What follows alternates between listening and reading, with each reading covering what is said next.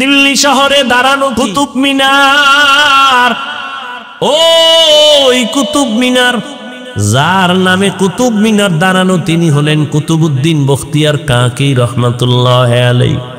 এত বড় একজন আল্লাহর প্রিয় গোলাম ইন্তেকাল যখন হবেন তার আগ মুহূর্তে তার মোহাব্বতের খাদেমকে ডেকে বললেন, খাদেম আমি কুতুবউদ্দিন চলে যাব, তবে শোন আমি মরে যাওয়ার পরে দুইটা কথা বলে গেলাম। এক নম্বরে যত দ্রুত পারো জানাজা কমপ্লিট করে দাফন করে ফেলবি, মাটির উপরে বেশিক্ষণ রাখবি না।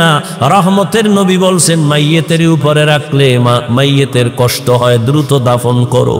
দ্বিতীয় কথা, আমার খাটিয়া যখন জানাজার ময়দানে নিয়ে যাবি, হাজার হাজার হাজার ওলামায়ে কেরামও থাকবে, অনেক ভক্তবৃন্দ থাকবে, খবরদার আমার এই ওসিয়তটা যেন ভুলে না যাও। আমার খাটিয়াটা ময়দানের সামনে রাইখা ঘোষণা দিয়ে দিবা, আমার জানাজা কে পড়াবে আমি নাম বলবো না, তবে এমন একটা লোক আমার জানাজা পড়াবে যার মধ্যে 4টা গুণ পাওয়া যাবে। 4 গুণওয়ালা ব্যক্তি যদি না থাকে আমার জানাজার ইমামতি যেন কেউ না করে। কয় গুণওয়ালা?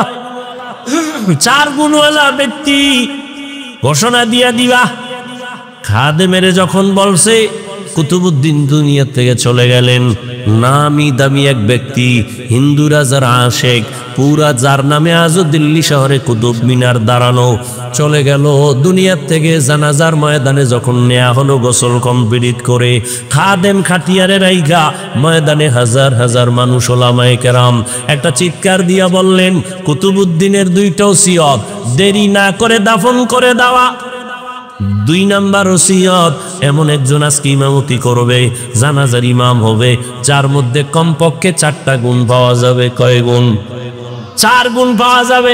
পুরা ময়দানের ওলামায়ে কেরাম দাঁড়ায় গেলেন, চুপ, কোনো আওয়াজ নাই, সব ময়দান চুপ হয়ে গেল। 4 গুণ না জানি আবার কি কয়। এইবার খাদেম বলতেছে 4 গুণের 1 নম্বর গুণ হলো, যেই বান্দা জীবনে জামাত ছাড়া নামাজ পড়ে নাই, জীবনে বালেগ হওয়ার পর থেকে জামাত ছুটে নাই। কয় নাম্বার? 1। 2 নম্বর গুণ, যে কুতুবউদ্দিনের জানাজা পড়াবে। 2 নম্বর গুণ হলো আসরের 4 রাকাত ফরজ নামাজের আগে আরো 4 রাকাত আছে সুন্নত। কয় রাকাত? আসরের আগে 4 রাকাত সুন্নত, যার জীবনে ছুটে নাই, ফরজ না কি চিন্তা করতে পারেন এটা কোন সুন্নাত? না পড়লে কোনো গুনাহ, কিন্তু ফজিলত অনেক বেশি। 2 নম্বর গুণ হলো আসরের 4 রাকাত ফরজ নামাজের আগের 4 রাকাত সুন্নাত, যার জীবনে ছুটে নাই। 3 নম্বর গুণ হলো যার এই 2 চক্ষু দিয়া কোনোদিন বেগানারে দেখে নাই, বেগানার নজর লাগে নাই। এখন আর কে তোমারে পর্দা লাগায় দিবে? এখন তো মোবাইল তোমার সামনে রেডি। তাকায় তাকায় জেনা করো, চোখের জেনা, কানের জেনা, জবানের জেনা, অন্তরের জেনা চলতেছে ঘরে ঘরে সারা রাত। মোবাইলে জেনা, চোখের জেনা, হাতের জেনা, কানের জেনা। 4 গুণওয়ালা জীবনে 2 চোখ দিয়া কোনোদিন বেগানার দিয়ে তাকায় নাই, এমন গুণে গুণান্বিত। এইভাবে একটা একটা বলতেছে, পুরা ময়দান থমকে গেল, কোনো আওয়াজ নাই। কি ব্যাপার? এই অবস্থার গুণ তো কে আছে? বড় বড় আলেম চুপচাপ দাঁড়ানো, এই গুণ তো আমার মধ্যে নাই। একটা আছে আর একটা নাই, আর একটা আছে একটা নাই। এবার খাদেম বারবার চিল্লায়, হজরতের ওসিয়ত দেরি যেন করা না হয়, তাড়াতাড়ি জানাজা পড়ায়া দাও। আসো আসো, কথা না কইয়া আইয়া যাও, আসো, নাইলে আল্লাহর ওলি কইল কা। আউলিয়ারা কারে উকবা ইখতিয়ার, জাহেলারা কারে দুনিয়া ইখতিয়ার। মাইলে মোমেন সোয়ে মোমেন মিশাওয়াত, মাইলে কাফের সোয়ে কাফের মিশাওয়াত। দীর্ঘ সময় যাচ্ছে, খাদেম বারবার এলান করে। হঠাৎ করে ময়দানে হাজার হাজার মানুষ, পেছন থেকে একটা চিৎকারের আওয়াজ, চিল্লায় বলে, আমাকে কুতুবউদ্দিনের খাটিয়ার সামনে যাওয়ার মতো রাস্তা করে দাও, সামনে যাওয়ার মতো রাস্তা করে দাও। সবাই চমকে উঠে রাস্তা করে দিল। আল্লাহর বান্দা ইসা খাটিয়াটা ধরে একটা চিৎকার দিয়ে কয়, কুতুবউদ্দিন রে, নিজেও গেলি, আমারেও ভেজালে ফালাইয়া গেলি। আমি যে 4 গুণের মালিক, আমার মালিক ছাড়া কেউ জানে না। আমার স্ত্রী জানে না আমি 4 গুণের মালিক। আমি আসরের আগের সুন্নাত বাদ দেই না, এটা খবরটা আমার স্ত্রীও জানে না। এই 4 গুণওয়ালা ব্যক্তি জানাজা পড়াবেন, ওই লোকটাকে কুতুবউদ্দিনের ব্যক্তি জানাজা পড়ানেওয়ালা। ওই ব্যক্তি কোনো জঙ্গলের সুফি দরবেশ না। সমস্ত ইতিহাসবিদরা ইতিহাসের পৃষ্ঠা খুঁজো, ওই লোকটা হলো তখনকার সময় রাষ্ট্র পরিচালনা করেওয়ালা রাজনীতিবিদ নেতা আল্লামা শামসুদ্দিন আলতামাস রহমাতুল্লাহ আলাইহি। এরা হইল রাজনীতি করেওয়ালা। আর এখন দুনিয়াতে রাজনীতি চলে না, চান্দাবাজি আর ধান্দাবাজি চলে। চান্দাবাজার ধান্দাবাজে ভরে গেছে দুনিয়া। কি মসজিদে কোনো রাজনীতি চলবে না, কিন্তু সব থেকে চান্দাবাজি, ধান্দাবাজি, রাজনীতি মসজিদ নিয়ে বেশি। কথা ঠিক নেই? ওয়াজের প্যান্ডেলে রাজনীতির বয়ান চলবে না, কিন্তু রাজনীতি ছাড়া কোনো প্যান্ডেল নাই। রাজনীতির নেতার নাম না দিল ওই ওয়াজই প্রায় বলতে গেলে হতেই দেয় না। ঠিক নেই? আসলে সমস্যা তো জায়গায় না, সমস্যা হলো সব চলবে, তবে আলেম ওলামারা মূল কথাগুলো উম্মতের সামনে বলতে পারবে না। ভেজাল। দুনিয়ার সবাই জানে ইসলাম শান্তির ধর্ম, একমাত্র ঠিকানা। ইসলাম ছাড়া শান্তি হবে না, সবাই জানে। চান্দাবাজও জানে, ধান্দাবাজও জানে, এরপরও মানে না কেন? কয় মানতে গেলে চুরি চলবে না, দুর্নীতি চলবে না। ওয়াল আসরি ইন্নাল ইনসানা লাফি খুসর, আসরের শপথ, নিশ্চয়ই সমস্ত মানুষগুলো জাহান্নামে যাবে। ইল্লাল্লাযীনা আমানু ওয়া আমিলুস সালিহাত, কিন্তু যারা ঈমান আনবে, আমলে সালেহ করবে। ওয়া তাওয়াসাউ বিল হাক্কি ওয়া তাওয়াসাউ বিস সাবর, ঈমান আমলের দাওয়াত অন্যকে প্রদান করবেন। যারা ঈমান আমলের বিরুদ্ধে চলে তাদেরকে বাধা প্রদান করবেন। এই গুণে গুণান্বিতরা কখনো জাহান্নামে যাবে না। রহমতের নবী বলেন, কুল্লু উম্মতি ইয়াদখুলুনাল জান্নাতা ইল্লা মান আবা, সব উম্মতেরা জান্নাতে যাবে, যারা আমি মুহাম্মদকে মানে না তারা যাবে না। কিলা মান আবা, সাহাবায়ে কেরাম বললেন, পয়গম্বর আপনাকে অস্বীকার করে মানে না তারা কারা? ক্বালা মান আতাআনি দাখালাল জান্নাতা ওয়া মান আসানি ফাকাদ আবা। রহমতের নবী বলেন, যে আমার অনুসরণ করবে সে জান্নাতে যাবে, আর যে আমার বিরোধিতা করবে সে আমাকে অস্বীকার করার কারণে জাহান্নামে যাবে। আল্লাহ পাক যেই সূরাটা আমি তেলাওয়াত করেছি, ওয়াল আসরে সূরা, শুরুতে আল্লাহ শপথ করেছেন, কসম করেছেন। এরকম আরো কয়েক জায়গায় আল্লাহ বিভিন্ন সূরার শুরুতে কসম কেটেছেন। ওয়াস সামাঈ যাতিল বুরুজ ওয়াল ইয়াউমিল মাউউদ ওয়া শাহিদিন ওয়া মাশহুদ والتين والزيتون وطور سينين وهذا البلد الأمين والشمس وضحاها والقمر إذا تلاها والنهار إذا جلاها والليل إذا يغشاها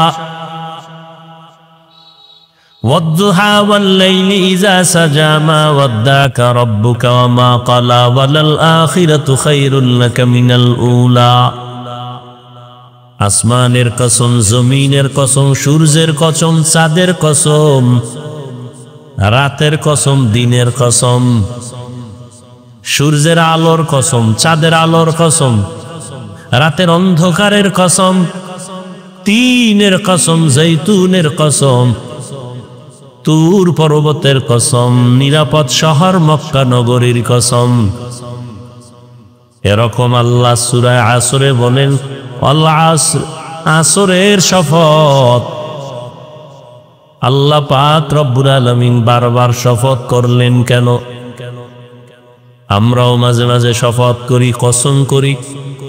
আমাদের শপথের কারণ হলো, ভাইজান আমার এই কথাটা এমন, কয় বুঝি না, মানি না, কয় কসম খেয়ে বলছি, কয় মানি। তাহলে আমরা যে কসম কাটি, এটা সন্দেহ দূর করার জন্য কসম কাটি, বিশ্বাস মজবুত করার জন্য। কিন্তু আল্লাহর কথায় কোনো ভুল নাই, কোনো মিথ্যা নাই, আছে? তাহলে আল্লাহ কসম করলেন কেন? যদি ভুল থাকতো বোঝা গেল কসম খাইয়া ভুলটা শোধরায় দিলেন, সন্দেহ দূর করলেন। আল্লাহ বলেন, যালিকাল কিতাবু লা রাইবা ফীহি, এটা এমন একটা কিতাব যার মধ্যে কোনো সন্দেহ নাই, সন্দেহের অবকাশ নাই। তো কসম করলেন কেন? উলামায়ে কেরাম জবাব লিখেছেন, আল্লাহর সব কথা সত্য, কসমের আগেও সত্য, কসম করার পরেও সত্য, সব কথা কোনো ভুল নাই। এবং চ্যালেঞ্জ করা সত্য, যাকে মিথ্যা প্রমাণ করার ক্ষমতা কিয়ামত পর্যন্ত কারো হবে না। অনেকে অপচেষ্টা করিয়াও ব্যর্থ হইয়া কালেমাওয়ালা হয়ে গেছে। ই কালামে জিন্দা কুরআনে হাকিম, হিকমতে উলায়াজালস্তু কদিম। এত সুন্দর আল্লাহর কোরআন, আল্লাহ শপথ করলেন কেন? অনেকগুলো জবাবের নির্যাস হলো। আল্লাহর কথা সবই সত্য, সবই গুরুত্বপূর্ণ, তবে কসমের কথাটা আর একটু গুরুত্ব বেশি বুঝাবার জন্য। 2 নাম্বার কথা হলো, আল্লাহ যেই জিনিসের উপরে শপথ করেছেন ওই জিনিসটা বড় মূল্যবান সম্পদ, এটাও বুঝাবার জন্য। যেমন আসমানের কসম করেছেন, আসমান বড় দামি একটা সম্পদ, বুঝাবার জন্য। জমিনের কসম করেছেন, জমিন একটা অমূল্য সম্পদ, বুঝাবার জন্য। তিনের কসম করেছেন, তিন একটা দামি আল্লাহর বানানো ফল, এটা বুঝাবার জন্য। জৈতুন একটা দামি জিনিস, আল্লাহ বুঝাবার জন্য শপথ করেছেন। তুরে সিনা, সিনা উপত্যকা, মুসা নবী যায় কথা বলতেন আল্লাহর আদালতে।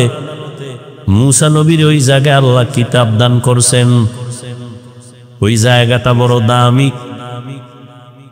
এতটাই দামি আল্লাহ বুঝাবার জন্য শপথ করেছেন। রাতের কসম করেছেন, রাত বড় অমূল্য সম্পদ। অন্ধকারের কসম করেছেন, অন্ধকার বড় দামি একটা সম্পদ। দিনের কসম, দিন একটা অমূল্য সম্পদ। দিনের আলো একটা অমূল্য সম্পদ। দিন আছে, আলো নাই, মানুষ বেকার হয়ে কাঁদে। রাত যদি হয়, অন্ধকার না থাকে, এই রাত কেউ চায় না। হাজারো ঘুমের বাহানা করবে, ঘুম আসবে না। রাত বড় জমিনে মানুষের জন্য, সব মানুষের জন্য, সব মানুষের। রাতের আধারের এতটা দাম, রাত্র যত গভীর হয় মানুষের ঘুমের মধ্যে তত মজা বাড়ে। নীরব হয়ে যায়, গাছের পাখিরাও ঘুমায়, জমিন ঘুমায়, আসমান ঘুমায়, নদীর মাছ ঘুমায়, পশুরাও ঘুমায়, পাখিরাও ঘুমায়। মানুষ যখন রাতের বেলা গভীর অন্ধকারে গভীর ঘুমে চলে যায়, সারা দুনিয়ার চিকিৎসা বিজ্ঞানীরা বলে রাতের ঘুম প্রত্যেকটা মানুষের শরীরকে সুস্থ রাখার জন্য এক মহা ফ্রি ঔষধের নাম। একটা মানুষ 2 দিন না ঘুমাইলে পাগল হয়ে যায়। চেহারাও ঠিক থাকবো না, খানা দানা ঠিক নেই, খেলে বাথরুম হইয়া থাক, খেলে তা ঘুম হয় না টাইম মতো, বেউস। বউরও চেনে না, মায়েরও চেনে না, মাইয়ে বলা চেনে না, দোকানদারি সব আউলা চলা, মানে জিন্দিগিটা বরবাদ হয়ে গেছে। 3 দিনের ঘুম নাই। ঘুম এক অমূল্য সম্পদ। ওয়াজআলনা আল-লাইলা লিবাসা ওয়াজআলনা আন-নাহারা মাআশা। রাতের ঘুম শরীরের মহা ঔষধ। তুমি হাজারো পর্দা লাগাইয়া সূর্যের আলোতে যদি তুমি ঘরের মধ্যে ঘুমাও, রাতের 1 ঘন্টা ঘুমের মজা আর বরকত দিনের 10 ঘন্টায়ও মিলবে না। রাতের ঘুম শরীরের ঔষধ, কিন্তু সেই ঔষধ নষ্ট করার জন্য সারা দুনিয়ার বিধর্মীরা মুসলমানের মোবাইল দিয়া জীবনটাকে বরবাদ করে ফেলেছে। হাসতে হাসতে জীবনটা নষ্ট হবে, টেরও পাবে না। তাই হচ্ছে রাতের ঘুম নাই, মাথা ঠিক নাই, ব্রেন মাথা গরম, চোখের পাওয়ার কম। রাতের ঘুম বন্ধ করে সারা রাত মোবাইল নিয়ে ব্যস্ত থাকার কারণে মাথা ব্যথা বেড়ে গেছে, কিডনির উপরে চাপ আসতেছে, হার্ট দুর্বল হচ্ছে, লেখাপড়া ধ্বংস হয়ে যাচ্ছে, চরিত্রের তো খবরই নেই। গরবা সুরত আদমি ইনসাবুদে আহমদ বু জাহলো হামেক সাবুদে আদমিরা আদমিয়ত লাজমাস আউদে রাগার বুনা বশুদ হি জামাজ আদমিয়ত লাহমু শাহমু পশতে নিস আদমিয়ত জুজরে যায় দুসতে নিস। এক রাত ঠিক মতো যদি ঘুমাইতে না পারি, পরের দিন বার বয়ান করতে পারি না, মাথা গরম, কণ্ঠ বৈশা যায়। রাতের ঘুম সুস্থতার জন্য এক মহা ঔষধ, বিনা টাকার ঔষধ, অমূল্য এক সম্পদ। রাতের কসম, আল্লাহ বলেন ওয়াল আসরের শফাত, আসর বড় দামি একটা সম্পদের নাম। বলে এটা কেমন? বলে আসর একটা দামি সম্পদ, শুধু আসর শব্দটা নিয়ে যদি বয়ান করি টাইম শেষ হয়ে যাবে। তাহলে আসর দিয়ে আজকে বয়ান করি, সামনে আর আলোচনা ইন্নাল ইনসানা লাফি খুসর দিকে আর যাব না। হয়তো আসরের আলোচনা বাদ দিয়ে ওদিকে যাব, নয় ওদিক বাদ দিয়ে শুধু আসর নিয়ে কথা বলবো। কোনটা কোনটা? দোনোটা তো রইব। এ বাঙালি তো আসল চায়, ভাও চায়। হা, আল্লাহ হেদায়াত দান করো। এদিক দিয়ে যে আমার অবস্থা টাইট হইব এ নিয়ে কোনো চিন্তা। জিন্দেগি মে বন্দেগি তু করনা হে,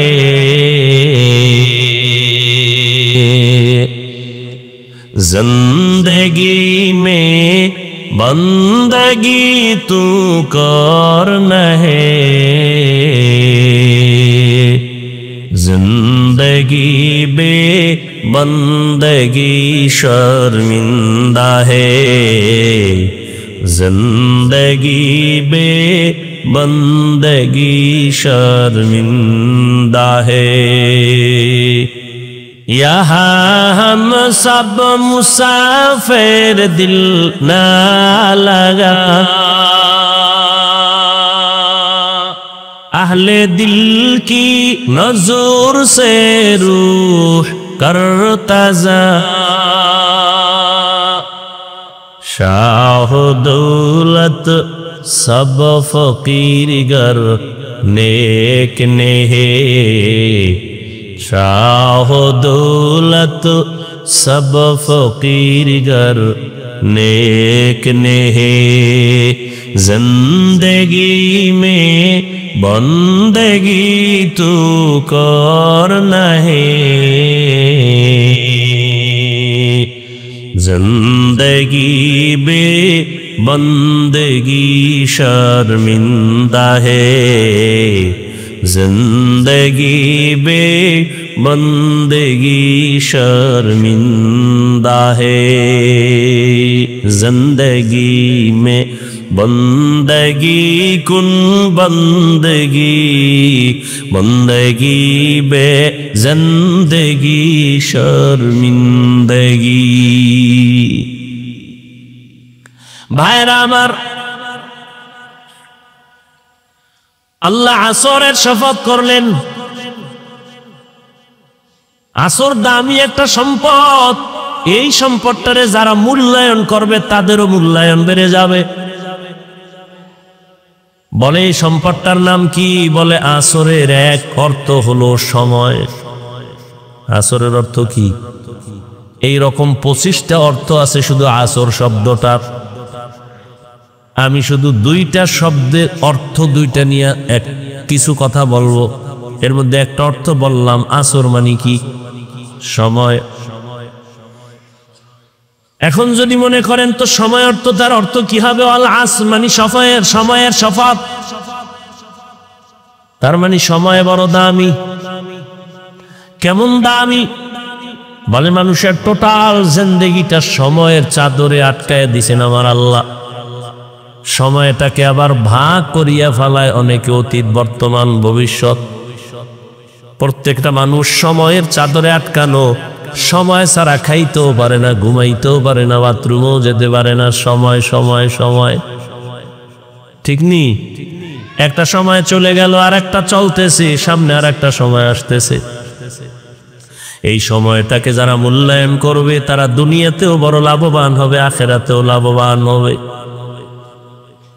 জমিনের মধ্যে যারা লাভবান হয়েছে সময়কে কদর করার কারণে,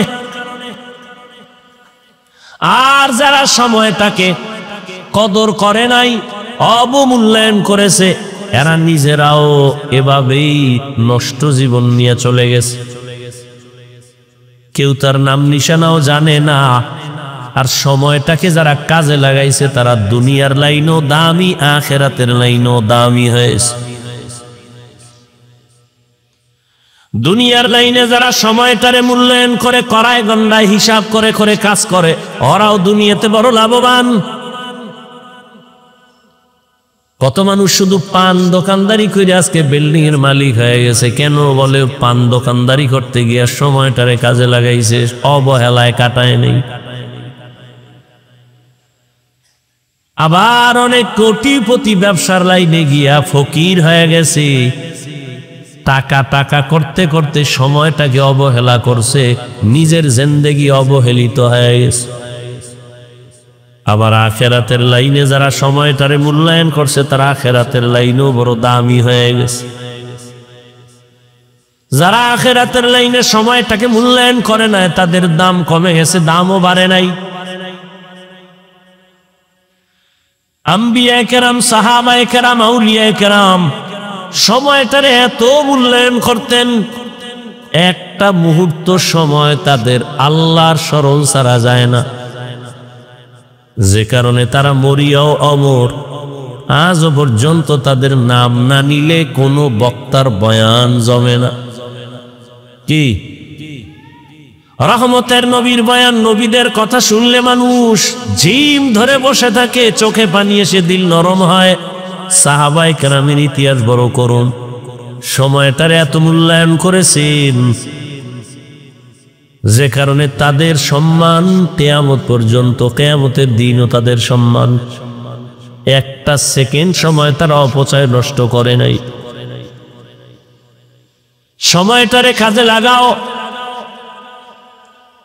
সময় থাকিতে করো উন্নতি কামনা, সময় হারিয়ে গেলে আর পাইবা না। জীবন থেকে একটা সেকেন্ড চলে গেল, একটা মিনিট চলে গেল, একটা দিন চলে গেল, হায়াতের একদিন কমে গেল। বয়স বাড়ে, হায়াত কমে। আপনার আমার বয়স যত বাড়ে তত হায়াত কমে। দেখেন না এখন সময় কম, বরকত কি কম। আম্মা জানেরা গ্রাম এলাকায় ভাত রান্না করে, ভাত লাকড়ি দিয়ে রান্নত, সময় একটু বেশি লাগতো না? এই কথা ঘুমাইতেছেন, একটু বেশি লাগতো না? মজা কম ছিল, এখন শর্ট করে ফেলাইস। কি গ্যাস? আরো শর্ট। কি বিদ্যুৎ? ঢুকায় দাও। আম্মা দিতে না দিতে ভাত হয়ে গেছে। শর্ট করে ফেলাইছে, বরকত শর্ট হয়ে গেছে। খায় আর বাথরুম, খায় আর বাথরুম। ভিটামিন নেই। তাজা ফল খাইতো, ওই শাক উঠাইয়া এগুলো খাইতো। এখন তো ঘরের দরজায় ভ্যান নিয়ে হাজির হয়ে গেছে। অসময়ে এত সবজি কেন?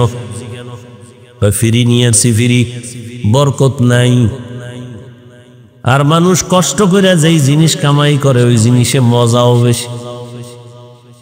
আর এখন আপডেট, যত আধুনিকতা ততই বরকত কম। ফ্রিজে রাখে, ফ্রিজের খানায় বরকত নেই। ভিটামিন সব কমতেছে কমতেছে, শুধু পেটটা ভরে এইটাই কাম। শরীর দুর্বল হয়ে গেছে। কি মুরব্বীরা ছোটবেলা পান্তা ভাত আর কাঁচামরিচ খাইয়া যে একটা যুদ্ধ করছিলেন, এখন কর্মা পোলাও বিরিয়ানি খাও সেই শক্তি আর আইয়ে না। আসে কোনো না, ভিটামিন খাইয়া আরো পাতলা পায়খানা শুরু হয়ে গেছে। ভাইরা আমার, সময়টারে যত মূল্যায়ন করেছে, খানার মধ্যে সময় দিছে আম্মা জান, খুব গভীরভাবে সময় লাগায় পাকাইছে খানার মধ্যে মজা, খুব গভীরভাবে।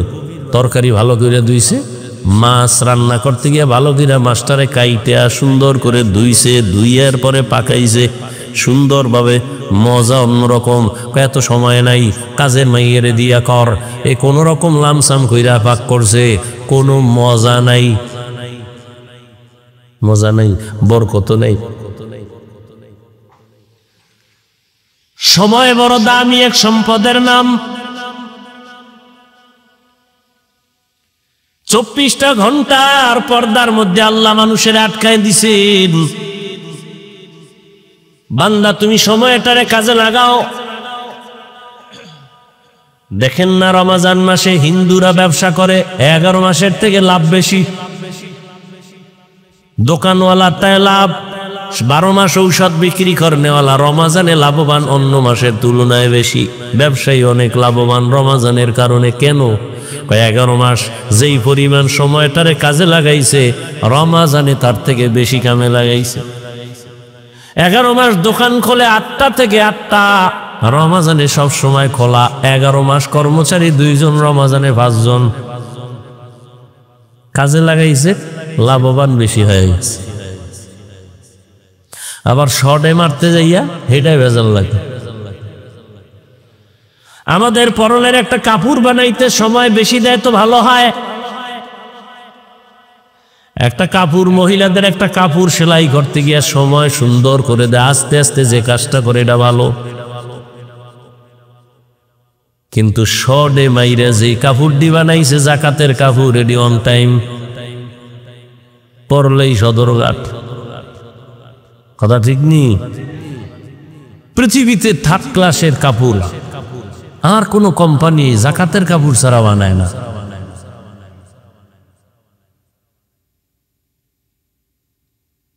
জাকাত দেয় ঠিক, কিন্তু আল্লাহর থেকে কিছু পাবে না, কিচ্ছু পাবে না। ধোঁকা, মানুষকে দেখানোর জন্য। কিন্তু যে একটা বরকত পাওয়ার কথা, এটা পাবে না। সময়টারে যে যেই লাইনে কাজে লাগায় ওই লাইনে সে লাভবান। আপনাদের এলাকার থেকে 4টা যুবক ছেলে বিদেশ গেছে চাকরি করবে, দার ঋণ হইয়া টাকা নিয়ে গেছে। বিদেশ যাওয়ার পরে 2 জন লালে লাল। কেমন লাল? কয় ঋণ আদায় করছে আর বাড়িতে বিল্ডিং, ঢাকার শহরে জায়গা, ফ্ল্যাটের মালিক। আর 2 জন ওদের ঘরে ইন্দুর পরে আর মরে, ঋণই আদায় করতে পারে নাই। 4 জন একসাথে গেল, ওদের হালাত এমন কেন? ওগো দুইজনারে ধইরা ফেলায় জিগাইলাম, কিরে তোদের অবস্থা এমন কেন? কয় জানি না, আমরা তো ডিউটি ঠিক মতোই মালিকের ডা করছি। তো যারা লাল হইল ওগো জিগাইলাম কি ব্যাপার? কয় ডিউটি 8 ঘন্টা ছিল, আমরা 16 ঘন্টা ডিউটি ওভার ডিউটি কইরা কইরা সময় কাজে লাগাইছি। কারণ ঘুমাবার জন্য বিদেশ আসি নাই, কারণ আমার মাথার উপরে আমার আম্মা বসা, আব্বা বসা, স্ত্রী আছে, ভাই বোন আছে, এদের কামাই রুজির চাপ আমার মাথার উপরে, ঋণের বোঝা মাথায়, বাড়ির খরচের মাথায়, ঈদের খরচ আমার মাথায়। এজন্য মালিকের ডিউটি শেষ হওয়ার পরে ওভার ডিউটি করে করে সময় কাজে লাগাইছে। আর ওই দুইটা টুকটাক কাজ করছে, ওভার তো দূরের কথা, যা পাইতো দিয়া গাঞ্জা মাঞ্জা খাইয়া সাইজ হয়ে গেছে, চেহারাটা বান্দর বানিয়ে নিছে। বিদেশের ঘরে রুমাস, আল্লাহ হেদায়াত দান করুন। সময়টারে কাজে লাগাইছে তো দাম বেড়ে গেছে। আখিরাতের লাইনে যারা সময়টারে কাজে লাগাবে তাদের সম্মান।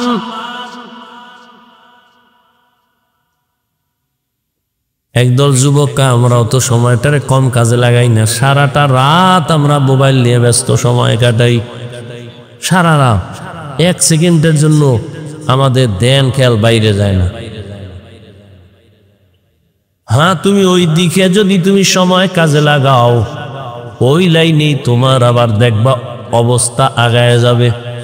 চরিত্র নষ্টের দিকে তুমি সময় দিছো, চরিত্র পুরাটাই নষ্ট, আর ভালো হওয়ার কোনো মেডিসিন নাই। আর ভালো হইব না। এ আকাম কইরা যারা সময় নষ্ট করছো, চোখ শেষ, আর পৃথিবীর কেউ ভালো চোখ দিতে পারবে না। কিডনি শেষ, ভালো কিডনি আর কেউ দিতে পারবে না। সময় থাকতে অন্ধ হয়ে গেল,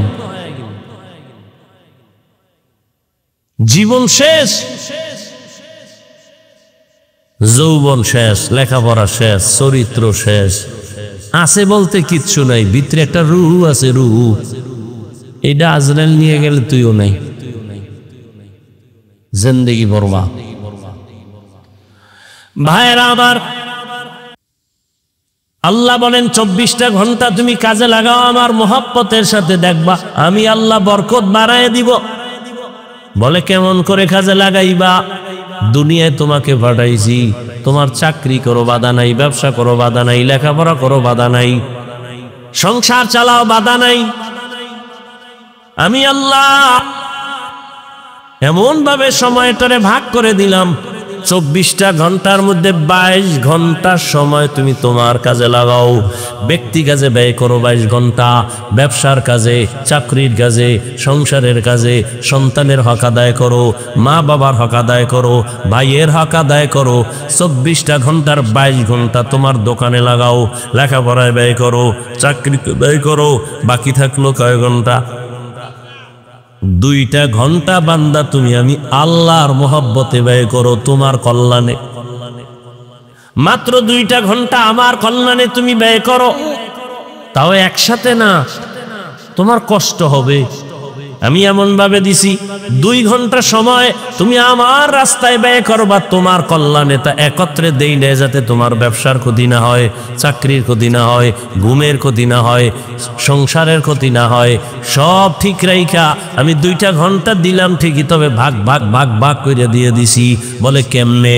বলে কোন থেকে তুমি উঠবা, 4 রাকাত নামাজ পড়বা, ফজরের 20 মিনিট সময় দিয়ে তুমি তোমার কাজে বের হয়ে যাও।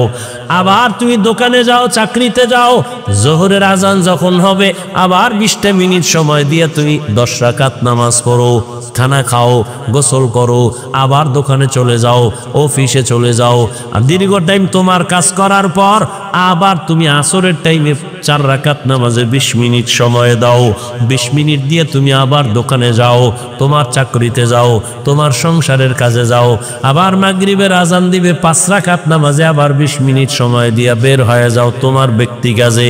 আবার এশার আজান যখন দিবে 9 রাকাত নামাজে আইসা 20 মিনিট সময় দিয়া ধরে যা, যাইয়া স্ত্রীর হক আদায় করো, সন্তানের হক আদায় করো, খানা খাইয়া পেট ভরে এবার ঘুমায় যাও।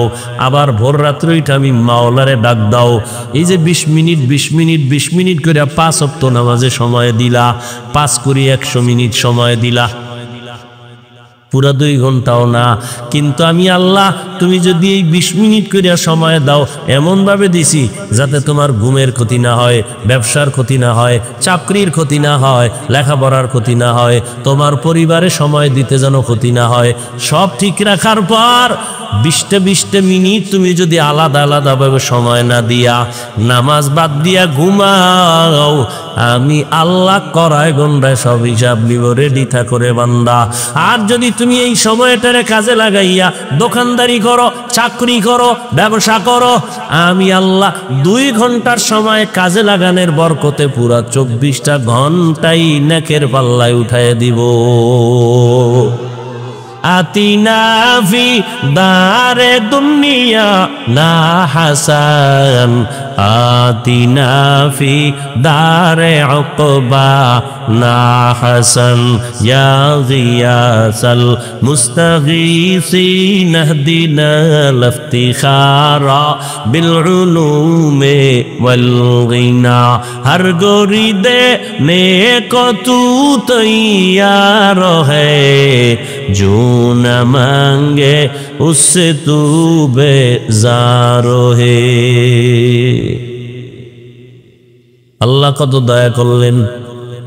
আল্লাহ কইছে চাকরি, ব্যবসা, সংসার বাদ দিয়ে খালি কোরআন শরীফ পড়ো, তেলাওয়াত করো, জিকির করো, তসবিহ সারা রাত কাটো। আল্লাহ বলছেন বরং আপনি যদি 2 ঘন্টার সময় এভাবে আল্লাহর দেওয়া লাইন মতো কাজে লাগান, তাহলে আপনার সংসারে যে সময় দিচ্ছেন এটাও ইবাদত।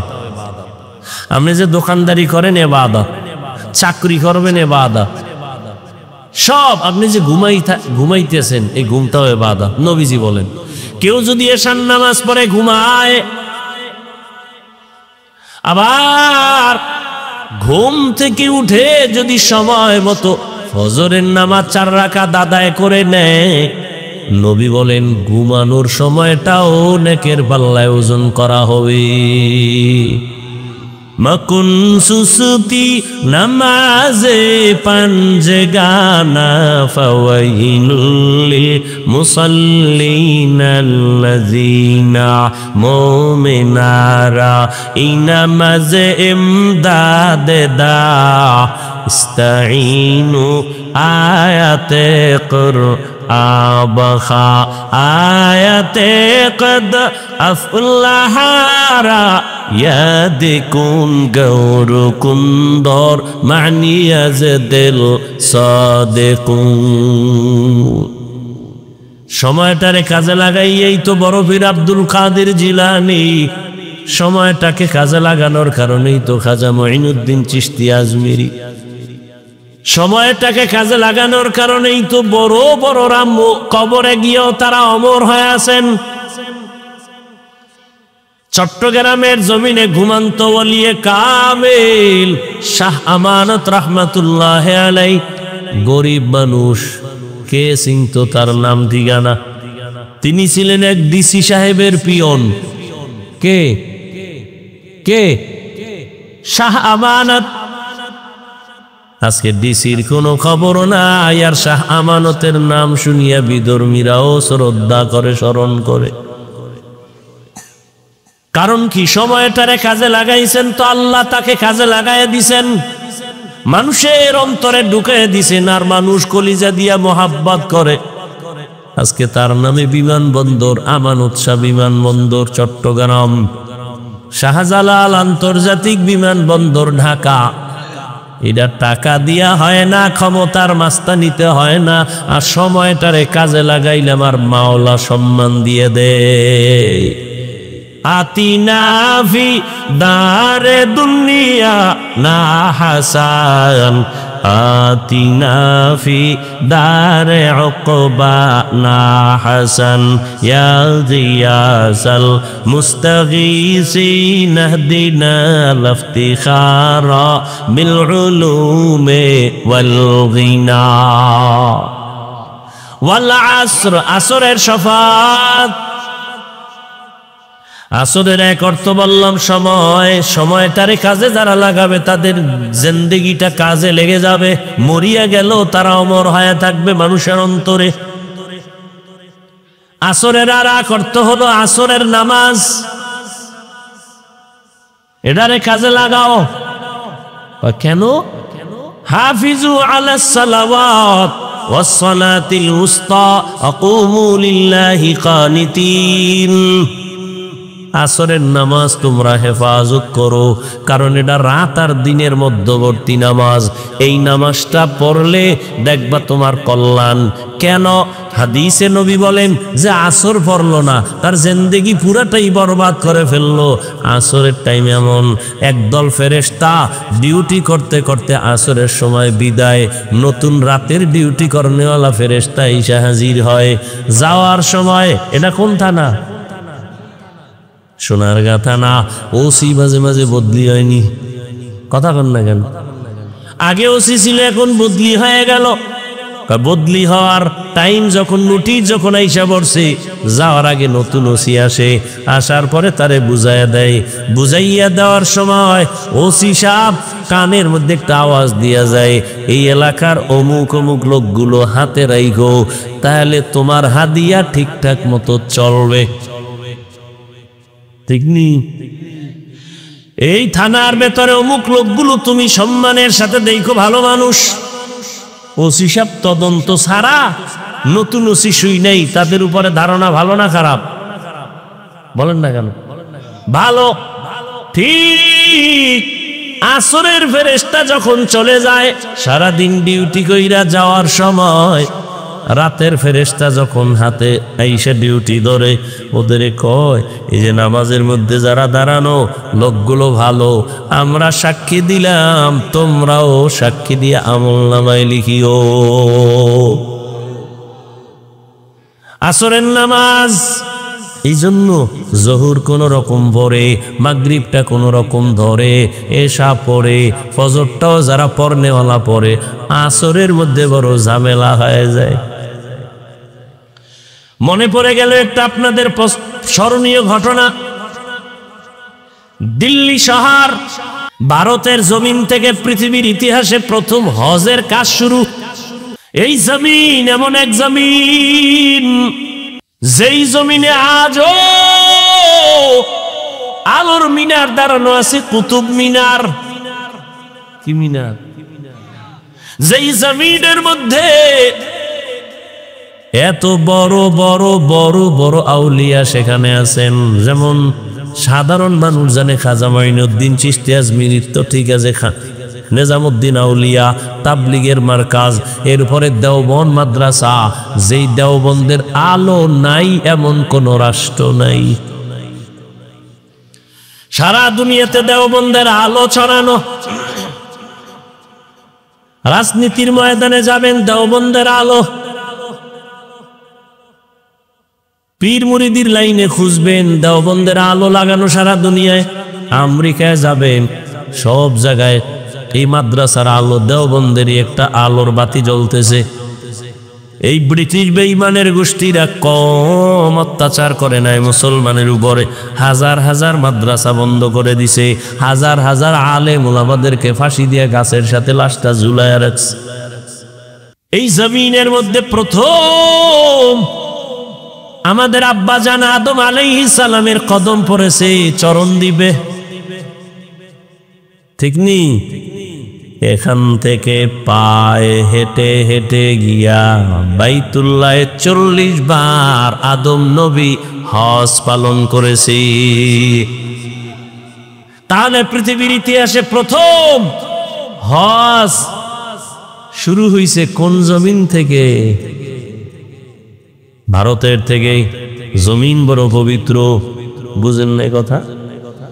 জমিনের মধ্যে দাঁড়ানো ছিল বাবরি মসজিদ। আপনারা ভয় পান না? না না না, মানসে মালিক বাটাওয়ালারা ইট বানায়, যে অনেক টাকা ব্যয় করিয়া করিয়া টাকা পয়সা দিয়া ইটের বাটা বানাইয়া, ইটের কত লাকড়ি দিয়া ভরায় ভরায় ভরায় ভরায় এটার ইট বানাই, ফর্মা দিছে, যেটা টাকা বাঁকা ফালায় দেয়, ফ্রেশ ইটগুলো রাইখা এইবার তাও দিয়া রাখছে সুন্দরভাবে, ট্রাক ভর্তি করে লইয়া যায়। একজনে দেখতেছে কই নাই, কয় বাড়ি বানাইব। সুন্দর, এত সুন্দর যত্ন করা ইট বড় দামি, সিরামিক্সের ইট আরো কত দামি।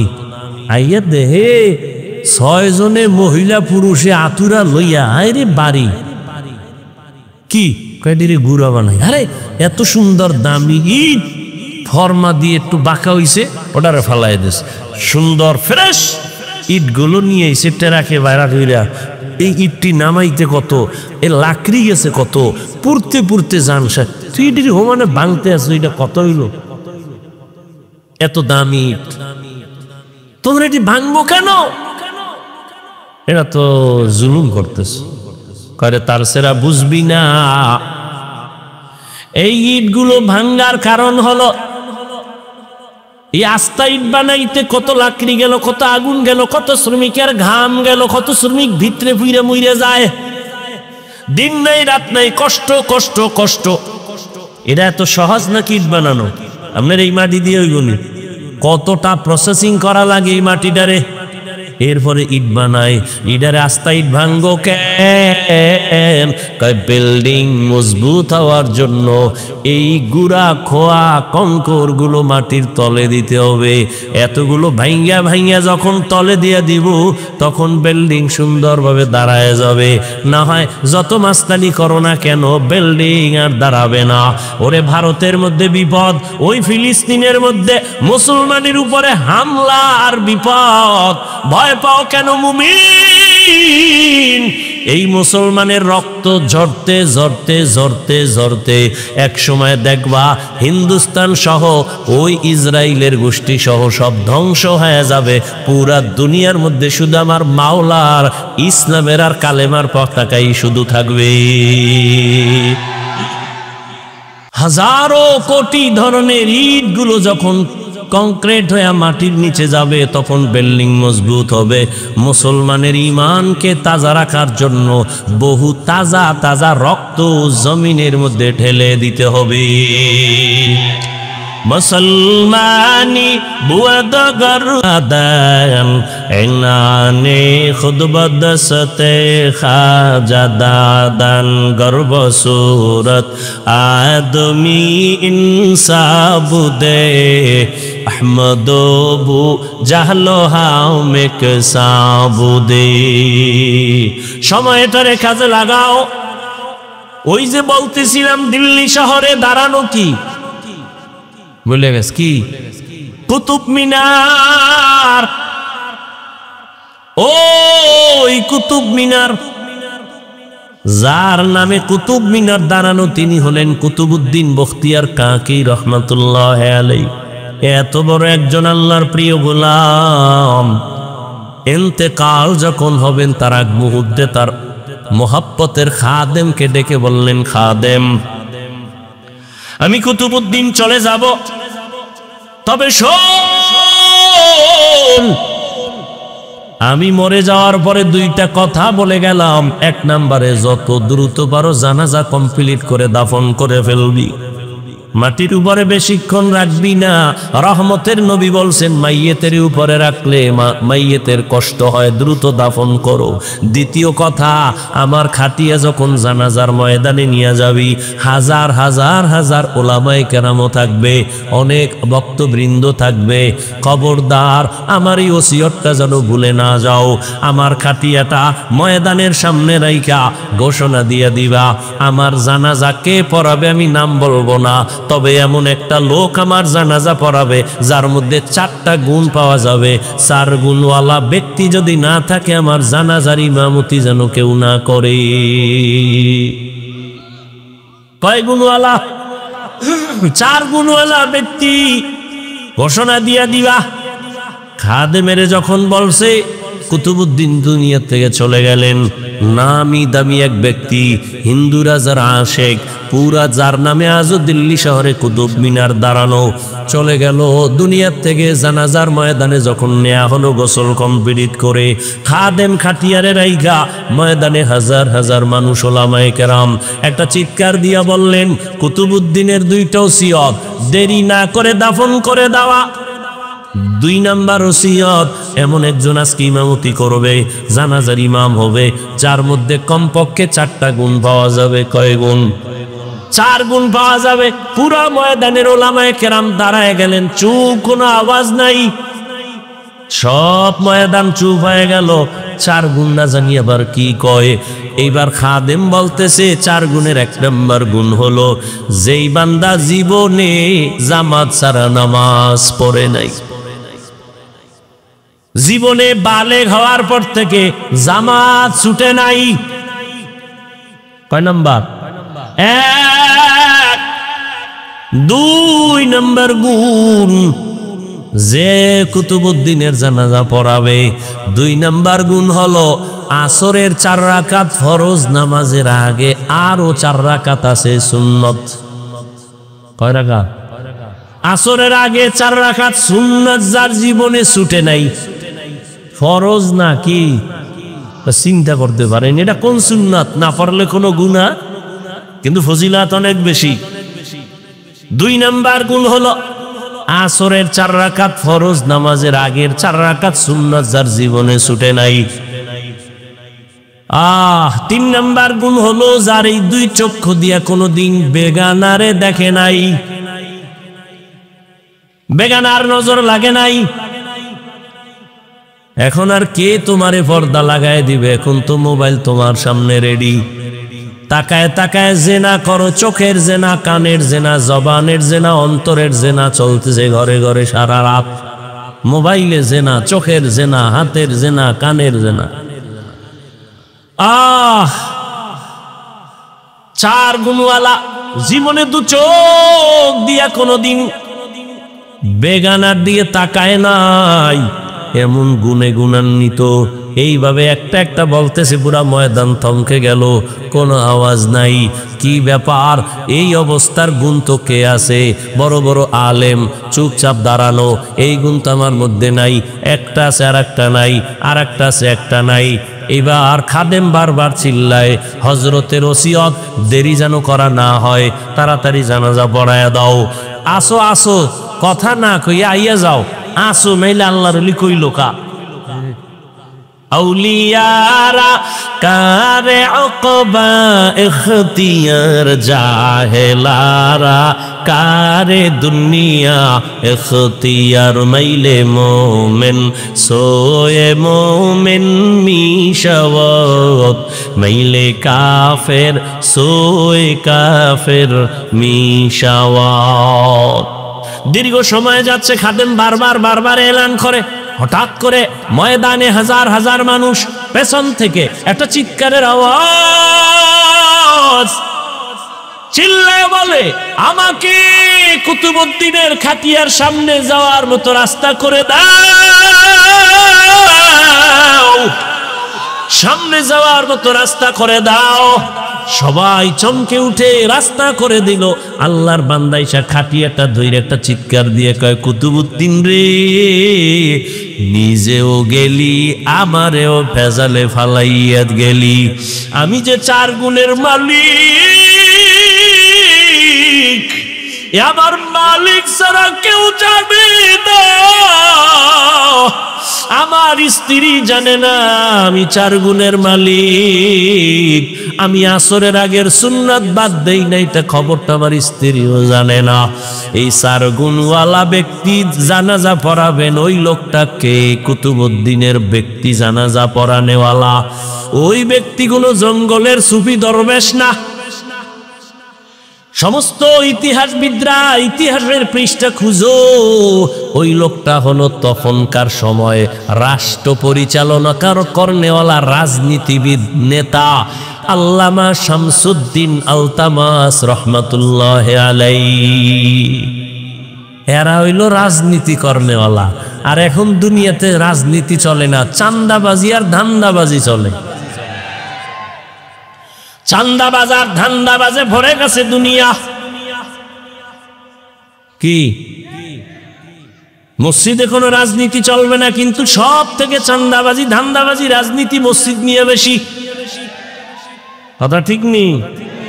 ওয়াজের প্যান্ডেলে রাজনীতির বয়ান চলবে না, কিন্তু রাজনীতি ছাড়া কোনো প্যান্ডেল নাই। রাজনীতির নেতার নাম না দিল ওই ওয়াজই প্রায় বলতে গেলে হতেই দেয় না। ঠিক নেই? আসলে সমস্যা তো জায়গায় না, সমস্যা হলো সব চলবে, তবে আলেম ওলামারা মূল কথাগুলো উম্মতের সামনে বলতে পারবে না, ভেজাল। দুনিয়ার সবাই জানে ইসলাম শান্তির ধর্ম, একমাত্র ঠিকানা।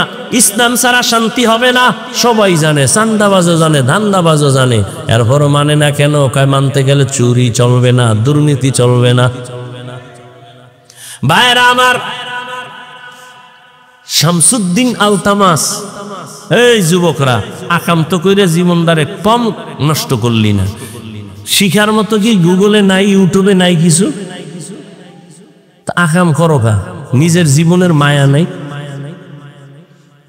মানুষ এরম নষ্ট হয়নি। নিজের ভালো তো রাস্তার ল্যাংটা পাগলেও বুঝে। পাগলে আগুনে ঝাঁপ দেয়, জানেও মরবে।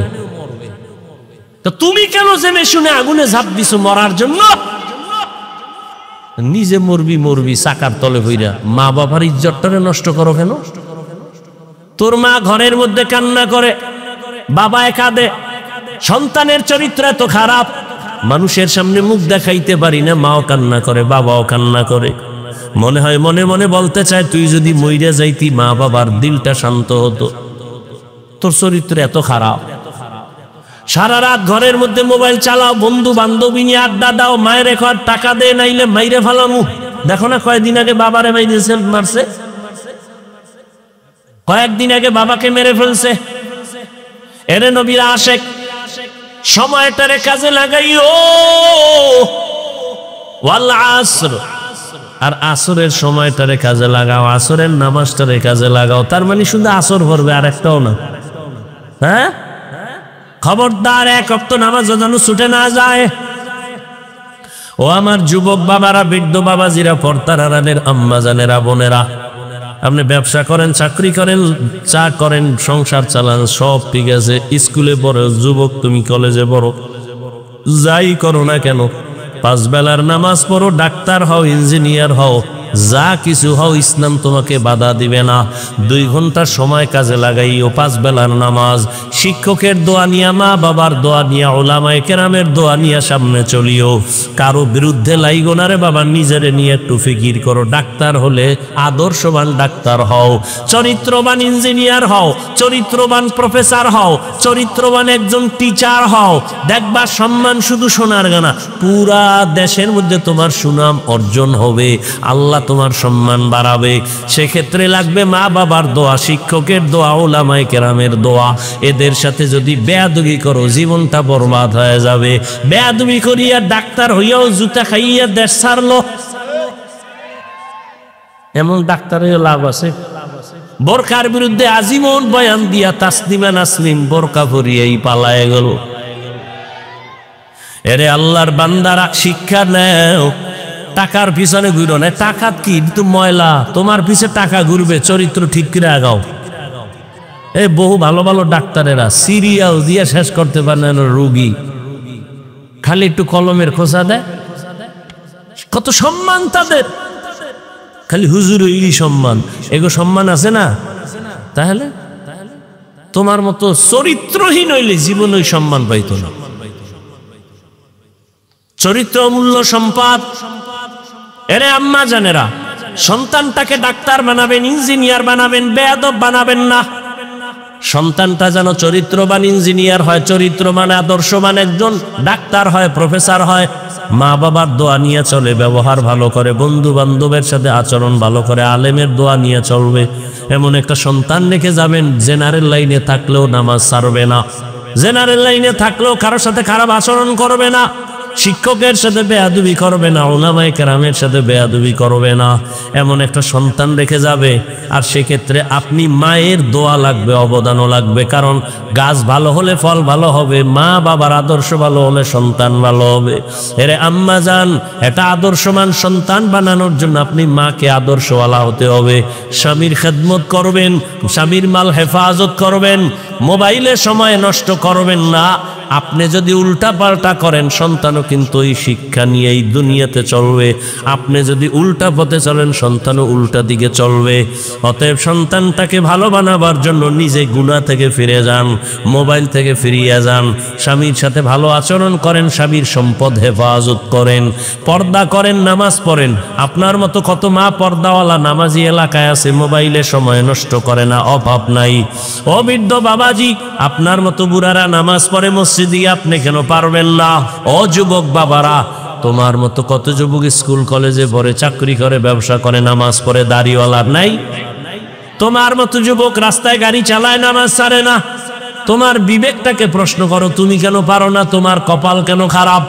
তোমার মতো যুবক তাকায় দেখো, নদীর মধ্যে মাছ ধরে, কৃষি কাজ করে, নামাজ পড়ে, তুমি কেন পারো না? এখনো সময় আছে, তওবা করে নেও, সময়টারে কাজে লাগাও। আর জীবনে অপচয় সময় নষ্ট করবা না, আর নামাজ ছাড়বা না, মা বাবার বরদোয়া নিবা না, শিক্ষকের দোয়া নিয়া, উলামায়ে কেরামের দোয়া নিয়ে, নবীর আদর্শ মেনে জীবন চালাবা। তওবা করার যদি নিয়ত হয়, দুটো হাত আমার আল্লাহকে দেখায় দাও। আয় আল্লাহ, হাতগুলো কবুল করে নেন, তওবা কবুল করে নেন, তওবার উপরে মজবুত হইয়া চলার তৌফিক দান করেন, আমিন। আলহামদুলিল্লাহি রাব্বিল আলামিন, ওয়াসসালাতু ওয়াসসালামু আলা সাইয়্যিদিল আমবিয়াই ওয়াল মুরসালিন ওয়া আলা আলিহি ওয়া আসহাবিহি আজমাইন। ইয়া আরহামার রাহিমিন, ইয়া আরহামার রাহিমিন, ইয়া আরহামার রাহিমিন, রব্বিরহামহুমা কামা রব্বায়ানি সগীরা। আল্লাহুম্মা ইন্নাকা আফুউন কারীম তুহিব্বুল আফওয়া ফা'ফু আন্না। আল্লাহুম্মা ইন্না নাসআলুকা রিযাকা ওয়াল জান্নাহ ওয়া নাউযু বিকা মিন সাখাতিকা ওয়ান নার। ও দয়ার মালিক, আমরা গুনার বোঝা নিয়ে হাত তুলেছি। 2 দিন মাহফিলের শেষ, মেহেরবানি করে আমাদের জীবনের গুনাহ মাফ করে দেন, মাহফিল কবুল করে নেন, আয়োজনকারী, সহযোগিতাকারী, দান সৎকারীদের কবুল করে নেন, এলাকায় শান্তি দান করেন, মা বোনদের পর্দাওয়ালা বানায় দেন, সন্তানগুলো নেককার বানায় দেন, যারা লেখাপড়া করে পরীক্ষার্থী কামিয়াবি দান করেন। আয় আল্লাহ, আমার যুবকদের দিনদার বানায় দেন, মোবাইলের গুনাহের থেকে হেফাজত করেন, নবীজির সুন্নতওয়ালা জীবন দান করেন, নবীজির রওজা বাইতুল্লাহ জিয়ারতের জন্য কবুল করে নেন। আয় আল্লাহ, সারা দুনিয়াবাসীকে মাফ করে দেন, ফিলিস্তিনের মুসলমানদের উপরে রহমতের চাদর বিছায়া দেন, জালেমদের ধ্বংস করে দেন। আল্লাহ, মুসলমানের ঈমান আমল হেফাজতের ব্যবস্থা করে দেন। আয় আল্লাহ, বাংলাদেশ শান্তির দেশ বানায় দেন। আয় আল্লাহ, জুলুম থেকে দেশ ও জাতিকে হেফাজত করেন। ওলামায়ে কেরামদের এখন এক বানায় দেন, ওলামায়ে কেরামের ইজ্জত বাড়ায় দেন। যারা ওলামায়ে কেরামের ইজ্জত ছোট করার জন্য ষড়যন্ত্র করে, তাদের হেদায়াত দান করেন। আল্লাহ, আয় আল্লাহ, পরস্পরে মোহাব্বত বাড়ায় দেন, রিয়া হাসাদ কিবির দূর করে দেন, তাকওয়া ইখলাস দান করেন। আয় আল্লাহ, যারা ব্যবসা চাকরি করে হালাল ভাবে বরকত দান করেন। আয় আল্লাহ তাআলা, দাম্পত্য জীবন সুখময় করে দেন। আয় আল্লাহ, সবার দিলের ন্যাক আশা পূরণ করে দেন। আয় আল্লাহ, বরকতি হালাল রিজিক দান করেন, মাদ্রাসা মসজিদ কবুল করে নেন, অন্যান্য শিক্ষা প্রতিষ্ঠান নবীর আদর্শে কবুল করে নেন। আয় আল্লাহ, চলার পথে হেফাজত করেন, জাহিরি বাতিনি দুশ্মনের মোকাবেলায় বিজয় দান করেন, বাতিলের মোকাবেলায় বিজয় দান করেন, মুখালেফের মুওয়াফিক বানায় দেন। আয় আল্লাহ, কোরআন সুন্নাহর ইলমের নূর সিনায় দান করেন। আয় আল্লাহ, সুন্নাতওয়ালা জিন্দেগি দান করেন।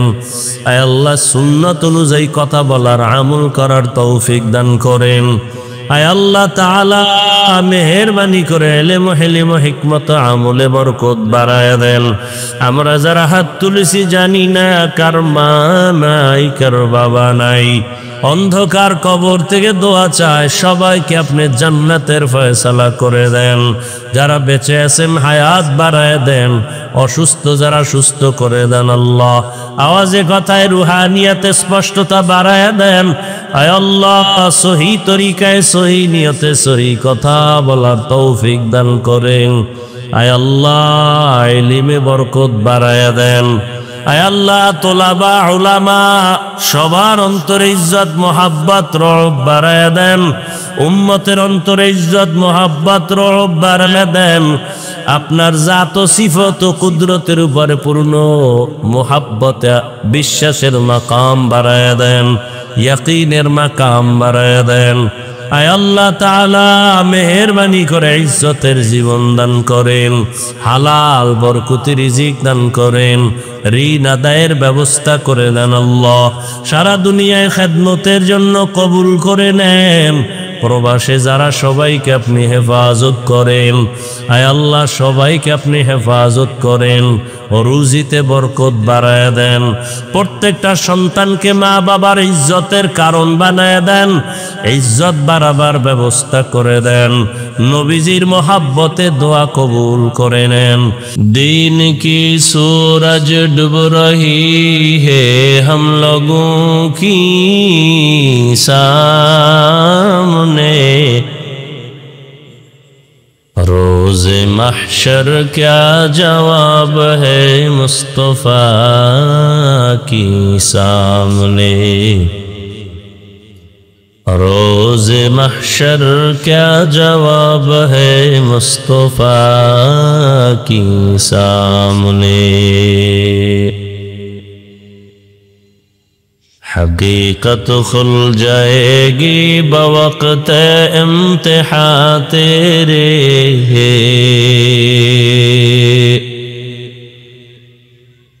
हकीकत खुल जाएगी बवक्त इम्तिहान तेरे,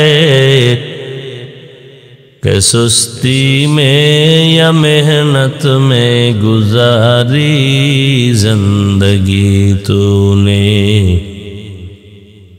कि सुस्ती में या मेहनत में गुजारी जिंदगी तूने।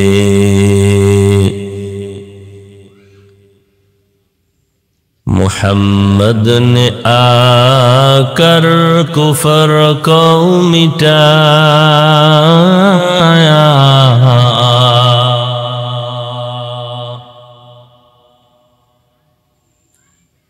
मोहम्मद ने आकर कुफर को मिटाया, कुफर को मिटा कर सदाकत बताया, कुफर को मिटा कर सदाकत बताया। বাঘরি যুব সমাজের উদ্যোগে কবরবাসীর রুহের মাগফিরাত কামনায় আয়োজিত বার্ষিক 2 দিনব্যাপী ইসলামী মহাসম্মেলন সমাপনী দিন 18 এপ্রিল 2025। মতি এ মাহফিলে উপস্থিত মোহতারাম সম্মানিত সভাপতি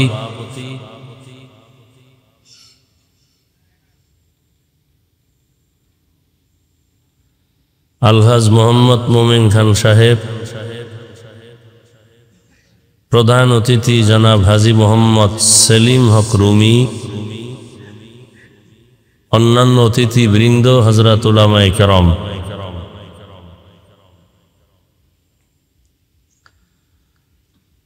অত্র অঞ্চলের বিভিন্ন স্থান থেকে আগত আল্লাহ পাকের আশিকিন, জাকিরিন, শাকিরিন, মুহিব্বিন, মুরব্বিয়ান আযম,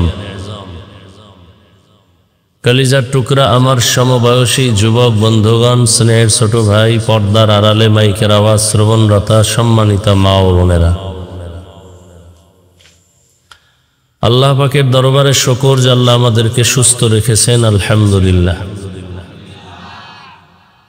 এবং পরিবেশকেও সুন্দর রেখেছেন প্রতিকূল আবহাওয়ার মধ্যেও। আজকে যে এই সুন্দর আয়োজন এবং হাজারো লাখো মানুষের মধ্য থেকে বাছাই করে আমাদেরকে আল্লাহ কবুল করেছেন, হাজির হওয়ার তৌফিক দান করেছেন। আর একবার শুকর আদায় করি আলহামদুলিল্লাহ। দরুদ ও সালাম সৈয়দুল মুরসালিন রহমাতুল লিল আলামিন শফিউল মুজনিবিন খাতামুন নবিয়্যিন সৈয়দুস সাকালাইন ইমামুল মুরসালিন হযরত মুহাম্মদুর রাসূলুল্লাহ। সবাই পড়লেন না কেন? পড়েন, দরুদ শরীফ পড়েন সাল্লাল্লাহু। নবীজির নামে দরুদ পড়লে লাভ না ক্ষতি? এটা পড়তে কি বেশি কষ্ট? সহজ একটা আমল, কিন্তু ফলাফল অনেক দামি। এই একবার সাল্লাল্লাহু আলাইহি ওয়াসাল্লাম বললে সাথে সাথে 3টা পুরস্কার আল্লাহ দান করেন। প্রথম পুরস্কার 10টা গুনাহ মাফ হয়ে যায়। দ্বিতীয় পুরস্কার 10টা নেক আমল নামায় যোগ হয়ে যায়। তৃতীয় পুরস্কার আল্লাহর দরবারে মর্যাদা 10 গুণ বেড়ে যায়। এই একবার পড়লে যদি এত ফজিলত হয়, তাহলে 100 বার পড়লে কত দাম। সময়ও বেশি লাগে না, কিন্তু আমরা আমলের ক্ষেত্রে দুর্বল হয়ে পড়েছি, পারলেও করতে চাই না। অথচ দুনিয়াতে টাকাওয়ালাদের দাম বেশি, যার টাকা আছে তার দাম আছে। আখিরাতে যার নেক বেশি থাকবে তার দাম থাকবে বেশি। সেখানে টাকা চলবে? চলবে না। বাংলাদেশের টাকাওয়ালার খুব দাম, কিন্তু এই টাকার বস্তা লয়ে ভারতে গেলে কোনো মূল্য আছে? নাই। আখিরাতের ময়দানে নেক আমলওয়ালার বড় দাম। আবার কোয়ালিটি ভাগ হয়ে যাবে। আমলের মধ্যে কারো ইখলাস কম, কারো ইখলাস বেশি, তাকওয়া বেশি, আল্লাহর ভয় বেশি, বিনয়ী বেশি, এগুলো আলাদা ভাগ হয়ে যাবে তখন। এজন্য কখন কোন আমলটা আল্লাহর কাছে কবুল হবে বলা যায় না। এজন্য আমলের উপরে চেষ্টা করা, অন্তত আমরা হাঁটতে চলতে উঠতে বসতে দরুদের আমলটা করব ইনশাআল্লাহ। দরুদ নিয়ে তো আর দেশে কোনো বিরোধিতা নাই, আছে? অতএব আমরা দরুদের আমল করব। আল্লাহ আমাদের তৌফিক দান করেন। যাদের আয়োজনে আজকের এই মাহফিল, গতকাল এবং আজ সময়, পরামর্শ, অর্থ দিয়ে দোয়া করে সার্বিক ব্যবস্থাপনা করেছেন, সহযোগিতা করেছেন, দান সদকা করেছেন, আল্লাহ সকলকে কবুল করেন।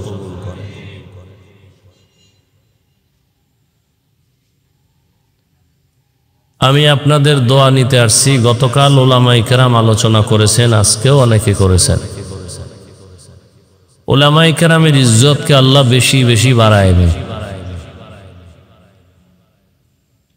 যারা উলামায়ে কেরামের ইজ্জতকে ছোট করার ষড়যন্ত্র করে, আল্লাহ তাদের হেদায়েত দান করে।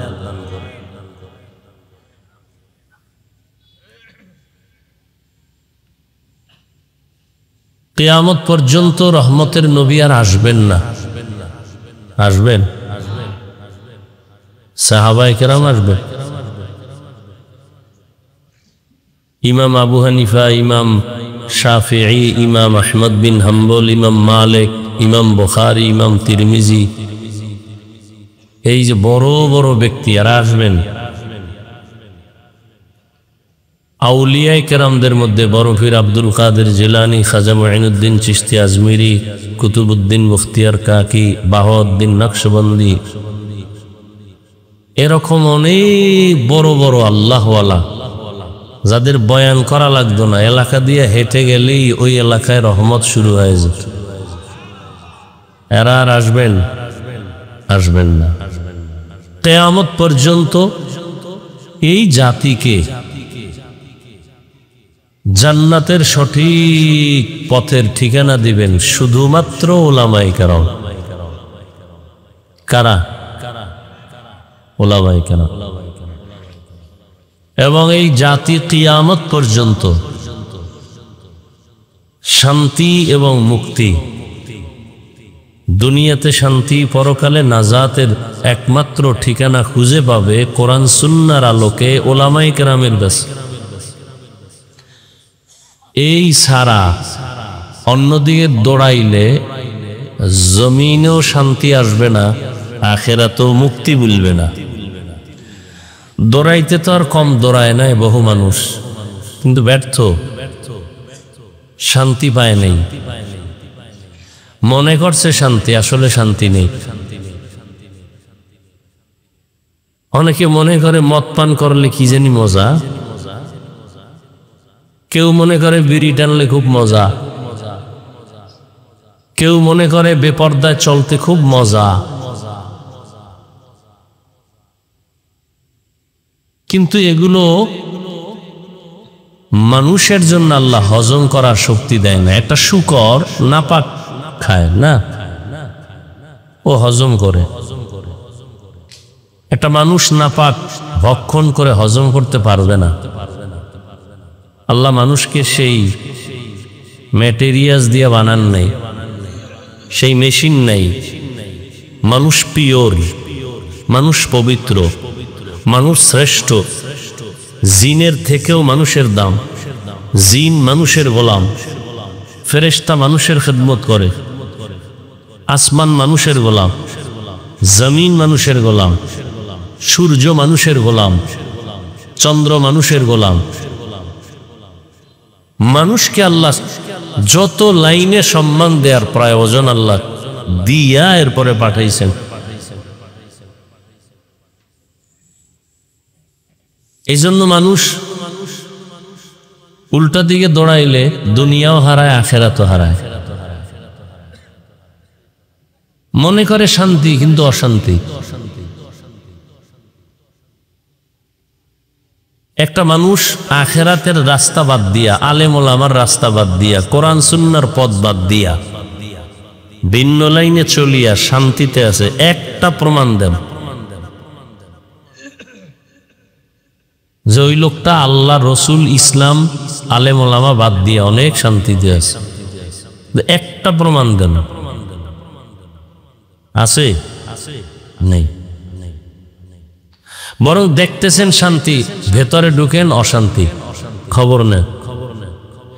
স্ত্রী দিয়ে শান্তি নাই, সন্তান দিয়ে শান্তি নাই, সম্পদ দিয়ে শান্তি নাই, ব্যবসা দিয়ে শান্তি নাই, চাকরি দিয়ে শান্তি নাই, সব শেষ। জবাব একটা আসবে, কোনোটা না দিলে এইটা দিবে যে ভাই মনের শান্তি নেই। আর মানুষের আসল শান্তি তো মানসিক শান্তি। এই শান্তির ঠিকানা আল্লাহ দিছেন। মোবাইল বানাইছে একজনে, কোম্পানি বানাইয়া এটার মধ্যে একটা ক্যাটালগ দিয়ে দিছে, নিয়ম কি, কিভাবে মোবাইলটা ইউজ করলে সুন্দর থাকবে, ক্যাটালগ দিয়ে দিস। মানুষ সৃষ্টি করছেন আল্লাহ, শ্রেষ্ঠ মর্যাদাও দিছেন আল্লাহ। মানুষের জন্য বসবাসের স্থান তৈরি করেছেন কে?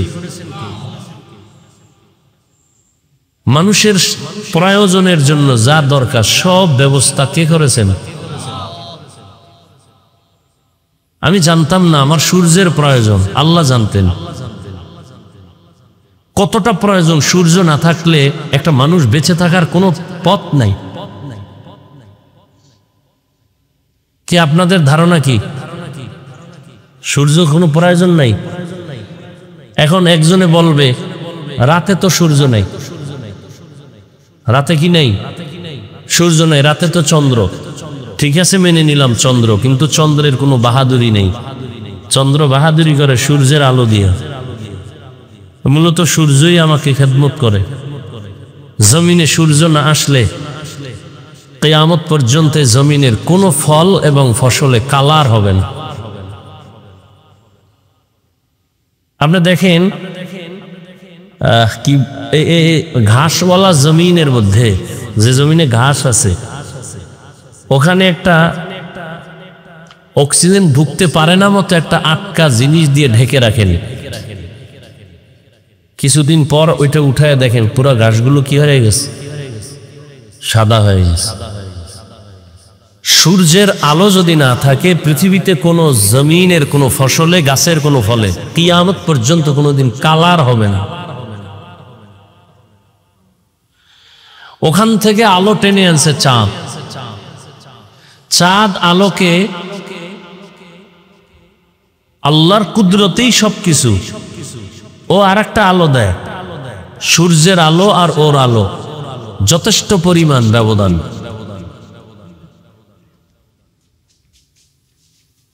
চাঁদের আলো দিয়া জমিনের কোন ফল কি ফসলে কালার দেয় না, কিন্তু স্বাদ বাড়ায়। চাঁদ যদি না থাকে আর আলো না দেয়, জমিনে কিয়ামত পর্যন্ত কোনো ফলে কোনো ফসলে স্বাদ হবে না, মিষ্টি হবে না। তিতাযুক্ত ফলটা তিতা হবে না, নুনযুক্ত জিনিসটা নুন লবণাক্ত হবে না, মিষ্টিযুক্ত ফলটা মিষ্টিযুক্ত হবে না। জমিনের সব ফলের মধ্যে ফসলে স্বাদ বাড়ায় চাঁদের আলো, কালার দেয় কে? সূর্যের আলো। কি জন্য আল্লাহ এগুলো খাইবেন? কার জন্য বলেন? আমাদের জন্য। আল্লাহর কাছে চাইলে তো, চাওয়ার আগে আল্লাহ সব ব্যবস্থা করে এরপরে পাঠাইছেন আমাদেরকে। আমাদের পানির প্রয়োজন, আল্লাহ পাক ব্যবস্থা করছেন। শুধু তাই না, বিশুদ্ধ পানি। পৃথিবীর যে কোনো প্রান্তে যাবেন, পানির সমস্যা হতে পারে। আপনি যে পানিটা পান করবেন, আপনার এলাকার পানি একটু ভিন্ন এলাকায় গেলে স্বাদে মিলে না। কোথাও লবণাক্ত পানিও পুরো অঞ্চলে কি করবেন? আল্লাহ বলেন পৃথিবীর প্রত্যেকটা মানুষের জন্য তার রুচির সাথে সংযুক্ত রেখে ম্যাচিং করে বিশুদ্ধ পানি নারিকেল গাছের উপরে রেখে দিছি।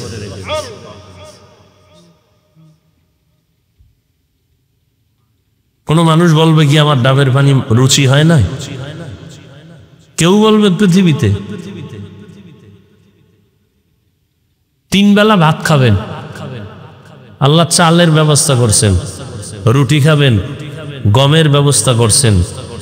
এতটুকুই যথেষ্ট না, এটাকে আপনার খাওয়ার জন্য প্রসেসিং দরকার, তরকারির প্রয়োজন, পেঁয়াজ লাগবে, পেঁয়াজ তাও আল্লাহ দিছেন, আপনার বাবায় দেয় না, সরকারও দেয়নি। রসুন লাগবে, আল্লাহ ব্যবস্থা করেছেন। দারুচিনি, এলাচি, কিশমিশ, লবঙ্গ কোন ফ্যাক্টরি থেকে এটি বানায়? এটির গাছকে দিছেন।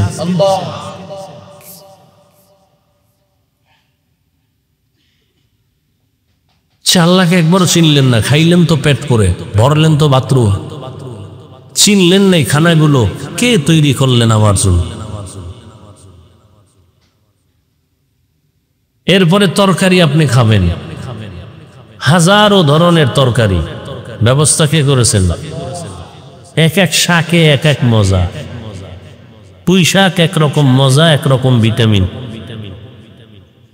কলমি শাক খাবেন, একরকম স্বাদ, এক ভিটামিন। ভাল লাগে না আপনি কি খাবেন? মাছ খাইতে মনে চায়। কত ধরনের মাছ খাওয়া, হায়াত শেষ হবে, খাওয়া শেষ হবে না। যাও নদীর মধ্যে, সমুদ্রে মাছ আর মাছ, কোটি ধরনের মাছ। আমাদের কুয়াকাটা একটা মাছ পাওয়া যায়, পৃথিবীর কোথাও এটা পাওয়া যায় না। পৃথিবীর কোথাও না, বাংলাদেশ তো দূরের কথা।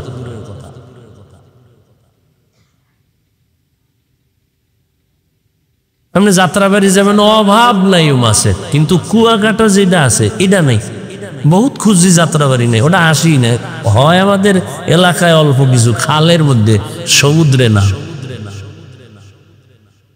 এটা সচরাচর সবাই বলে ট্যাংরা মাছ। কি বলে দিয়ে দেখবো, হ্যাঁ ট্যাংরা কয়, কিন্তু কুয়াকাটার ট্যাংরা বাংলাদেশের কোথাও নাই। ওটা সম্পূর্ণ সাদা, পাঙ্গাস মাছের মতো সাদা, কিন্তু সুরাত টুরাত সব এই ট্যাংরার মতোই। তো এটা আর কোথাও নাই, পৃথিবীর কোথাও। আল্লাহ পাক এক এক এলাকায় একটা বৈশিষ্ট্য রেখেছেন।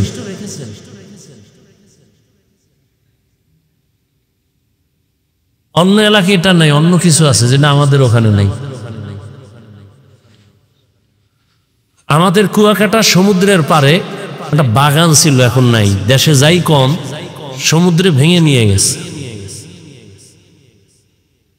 ওই বাগানে একটা গাছ দেখছি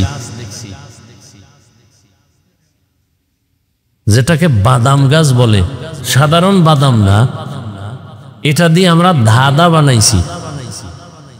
বলতাম আগে ফল পরে তার আটি বা বিচি বলে, যেটা বলে, বলো তো কি জিনিস? আগে ফল পরে আটি পরে বিচি,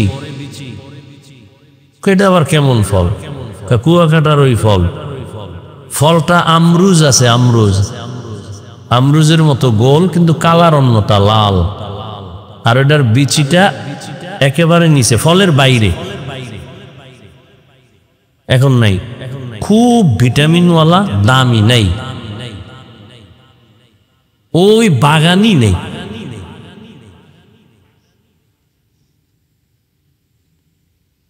আর এখন তাপবিদ্যুৎ কেন্দ্র, আরো সব শেষ। নারিকেল গাছ পুইরা টুইরা, কি পরিমাণ নারিকেল গাছ ছিল কুয়াকাটা সাগরে, কিচ্ছু নেই। আল্লাহর কুদরত কমছে, আর এদিক দিয়া জাহান্নামের কিছু কারুকার্য বাড়তেছে। মাছ খাবেন, কত ধরনের মাছ, কয় ভাল লাগে না। কি খাবা? কয় গোশত। যাও, গোশত হালাল করে দিলাম। হালাল গোশত দিলেন কত, এরপরে কুত্তা খাওয়া লাগবে। গরু হালাল, উট হালাল, হরিণ হালাল, মুরগি, বকরি, খাসি, কত ধরনের গোশত।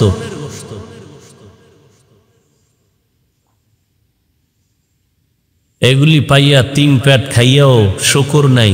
আল্লাহ কয় দেখ, আরো কি দিছি, তোর এই খানায় শরীর তাজা রাখবে না,